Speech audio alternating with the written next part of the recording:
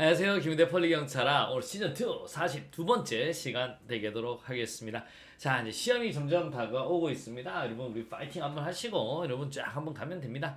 자, 이제 바로 한번 1번부터 가보도록 하겠습니다. 경찰의 임무 및 수단에 대한 설명으로 틀린 것은요? 라고 하는 겁니다. 자, 일단 가보죠. 경찰의 임무는 뭐예요? 공공의 안녕과 질서와 위험 방지다. 라고 보시면 됩니다.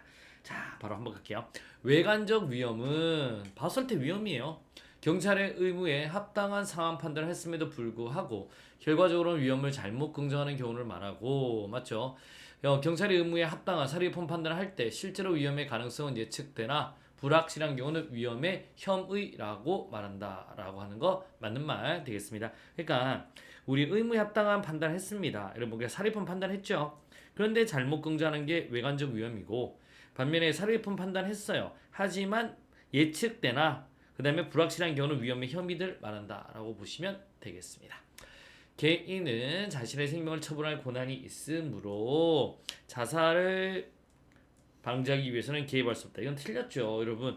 우리 개인은 자신의 생명을 처분할 권한이 있다 없다? 없어요. 권한이 없습니다. 그래서 국가는 자살 행위를 방지하기 위해 개입할 수가 있다라고 하셔야 돼요. 있다. 그래서 여러분, 저 이제 오늘 뛰어내릴 거예요. 그러면 이제 우리 경찰 아저씨들이 하지 마세요라고 이제 보조 취하죠. 끌고 가야죠. 아시겠습니까? 정주자 강제로 24시간 동안 우리 함정 있죠? 그 내용들 머릿속에 잘 넣어두셔야 되겠습니다. 정답은 몇 번? 2번이 되겠다라는 겁니다. 자, 공공의 안녕이랑 개념은 다시 법질 안녕 법국계약 혹시 기억나요? 법국계약. 그래서 법질서의 불가침, 국가의 존립 및 국가기관의 기능성의 불가침, 개인의 권리와 법익의 불가침성으로 나눌 수 있는 바 이 중 법질서의 불가침이란 공공의 안녕의 제1요소다. 맞는 말 되겠습니다. 안녕 법국계약라고 우리 외웠습니다. 머릿속에 딱 넣어두시면 되겠고요. 자, 갑니다. 경찰 비례 원칙에 있어서 그 파생 원칙인 적합성과 필요성의 요건을 갖춰도 경찰 조출이란 불이익이 이익보다 크다면 경찰권을 발동할 수 없다는 것이 상당성. 적필상 배웠습니다. 적합성, 그 다음에 최소성, 필요성이죠. 그 다음에 공이익이 사익보다 더 커야 돼요. 그래서 경찰 조출이란 불이익이 이익보다 크다면 오케이 발동할 수 없다. 상당성의 원칙 맞는 말 되겠습니다. 자, 정답 몇 번? 2번이 되겠습니다. 갑니다. 다음은 경찰 윤리에 대한 설명으로 가장 옳지 않는 것은요. 자, 공직자윤리법상 등록 의무자가 등록할 재산으로는 소유자별 합계액 1천만 원 이상의 예금인 거고요. 그다음에 소유자별 합계액 500만 원 이상의 보상률을 포함된다. 틀렸습니다. 뭐가 틀렸냐면 이게 틀렸네요. 소유자별이 아닙니다. 품목별입니다.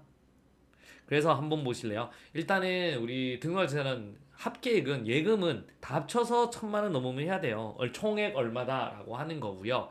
우리 보석류 같으면 제가 만약에 금목걸이가 있어요. 여러분 금목걸이가 이제 뭐 한 300 이런다. 그러면 할 필요 없어요, 여러분. 그러니까 이제 우리 황금 거북이가 만약에 1,000마리다. 그건 해야지. 그러니까 품목별로 500만 원 이상인 보석률을 해야 된다라는 겁니다. 소유자별 합계면 뭐 50만 원 해서 다 합치면 500 넘으면 한다. 이건 아닌 거죠. 품목별이다라고 보시면 되겠습니다. 정답은 몇 번? 1번이 되겠습니다. 금목걸이 빼 요즘에 많이 올랐죠, 여러분. 그럼 5돈이면 해야 되나? 갑니다. 경찰관이 직무 수행 과정에서 적법 절차를 준수하고 필요 최소한의 물리력을 사용하는 것은 공공의 신뢰를 확보한다. 맞죠? 신비, 반사, 신뢰. 그 다음에 갑니다. 로크는 로크 국가의 본연의 임무를 국민의 생명과 재산을 지키는 것을 보고 국가는 법원을 만들어 판결하고 경찰과 검찰을 통해 법을 집행한다. 맞습니다. 사회계약론자죠. 그래서 홉스, 로크, 루소 배웠잖아요. 그래서 시민이 계약을 맺고 국가를 만든다라는 겁니다. 여러분, 시민이 계약을 맺고 국가를 만든다. 그래서 우리 홉스는 기본적으로 뭐예요? 생명은 살려는 줘야지. 살려는 드릴게. 생명. 얘는 생명뿐만 아니라 뭐요? 재산. 그 다음 여기는 자유까지. 아시겠습니까? 그래서 우리 로커 같은 경우는 생명과 재산을 지킨다. 딩동댕동 되겠습니다. 경찰 윤리 강령의 문제점으로 강제력의 부족이라. 강제력의 부족. 자, 강령이나 훈령은 법적 강제력이 부족하여 그 이행을 보장하기 힘들다. 맞는 말 되겠습니다. 정답은 몇 번? 1번이 되겠습니다. 어려움이 있다 없다 없다 갑니다. 짱짱짱짱 한번 가보도록 하겠습니다. 자, 3번 되겠습니다. 경찰 예산제도에 대한 설명으로 틀린 것은요.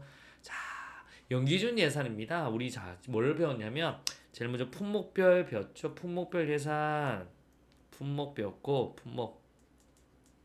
품목은 뭘 하려고요? 통제하려고. 그 다음에 20부터 40년간이죠. 그 다음에 우리 성과주의 예산입니다. 얘는 우리 관리하려고. 원가 나오는 거죠. 50년대.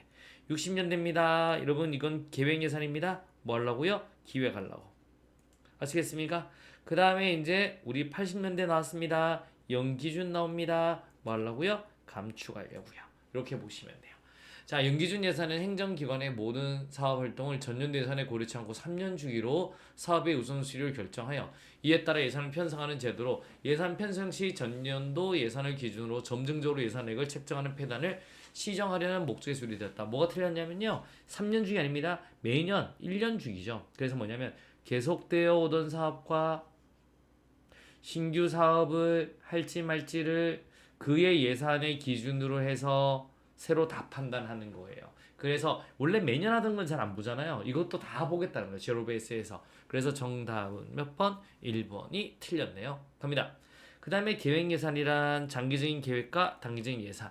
그래서 이렇게 하는 거예요. 여행 갈 때.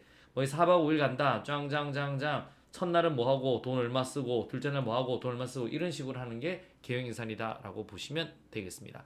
그래서 요 단어가 중요해요. 자원 배분의 합리성, 합리화 이렇게 보시면 되고 품목은 뭐 한다? 통제하려고 하는 거예요. 기능의 중복을 피하기 곤란하고 지나친 규제와 세밀함은 예산 집행의 신축성과 탄력성을 제한한다. 이게 통제하려고 하는 건데 왜 이런 문제점이 있는지 한번 보세요. 기능의 중복을 피하기 힘들어요. 사업비율이 아니라서. 그러니까 막 여름에 필요한 거 올려 그러면 다 선풍기 올리는 거야. 그러면 선풍기가 막 5대 필요 없는데 5대 올리기가 이렇게 되는 거예요. 그 다음에 신축성과 탄력성. 그러니까 만약에 우리 사원들 10명 해서 노트북 한 대 준다고 10대를 샀습니다. 돈을 배정했어요. 한 명이 중간 나갔어요. 그래도 10대를 사야 되는 겁니다.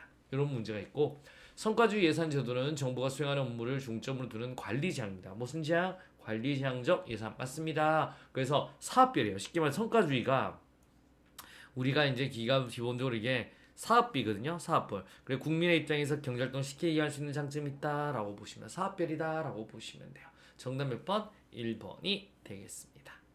자, 4번 한번 갑니다. 다음은 영국 경찰에 대한 설명으로 옳지 않는 것은요? 라는 거 가자. 윈체스터 법령입니다. 윈체스터 법령.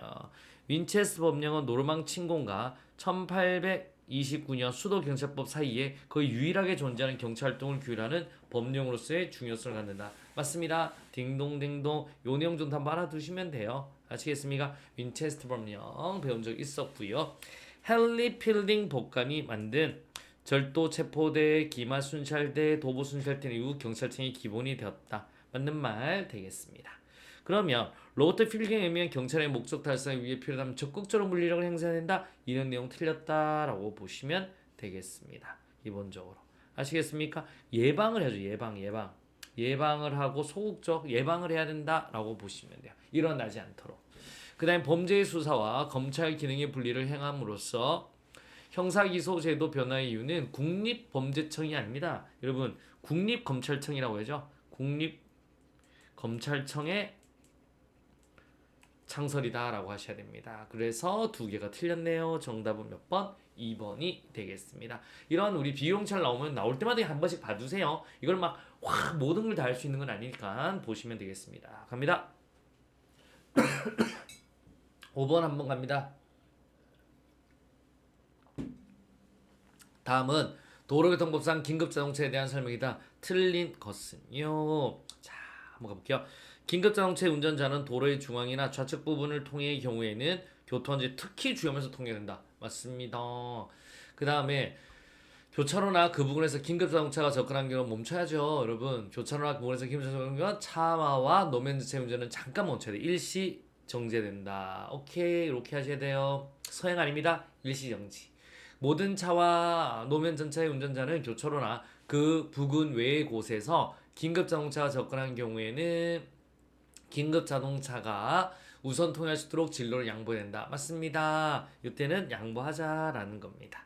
오케이? 그래서 쉽게 말해서 여기는 교천어나 이제 부근에서 접근하면 멈춰야 되는 거고 그 부근 외에서는 양보해야 되는 거죠. 저도 양보 맨날 해요. 오면서 이제 강변북로 보면 양보해서 옆으로 비껴주고요. 그럼 슉 달려가는 거죠.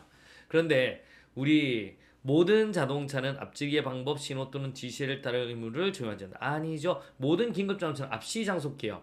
앞, 시, 장, 속, 기. 그래서 우리 앞지르기 같은 경우는 시기하고 장소만 돼요. 그래서 방법은 안 돼요. 방법은 소구 혈경만 우리 적용되지 않습니다. 오케이? 그 다음에 속도, 그 다음에 끼어들기. 요거만 이제 모든 긴급 자동차에 적용이 안 되는 거고요. 앞치기 방법은 이거는 소구 혈경. 요거는 소구 혈경만 소방, 오케이? 구급, 그 다음에 혈액 공급, 그 다음에 대통령이 정하는 경찰차. 이렇게 하셔야 됩니다. 정답은 몇 번? 4번이 되겠습니다. 좋은 습관이 합격으로 인도한다. 오늘도 파이팅 넘쳤습니다. 여러분 조금만 더 힘을 내주세요. 요번 주 그다음에 다음 주 이제 되면 드디어 끝이 나네요. 저희 우리 이 마라톤은 저 3월 7일까지 할 거예요. 하고 그다음에 일주일 정도는 여러분이 공부할 수 있는 시간을 드려야 되기 때문에 거기까지 하고요. 그 다음에 이제 우리 마라톤은 이제 진도별로 할 거예요. 그러니까 이제 혹시나 이제 지금 시작하는 친구들에서 진도별로 나가는데 여러분들은 합격할 거기 때문에 괜찮습니다. 만약 합격을 하지 혹시나 까딱까딱 그러면 다시 와서 다시 공부해 주시면 돼요. 우리 항상 우리 연결해서 갈 거니까요. 하지만 우리 오늘 그렇다라고 생각해 주시면 됩니다. 오늘도 수고하셨습니다. 합격까지 고고 여러분 수고하셨습니다.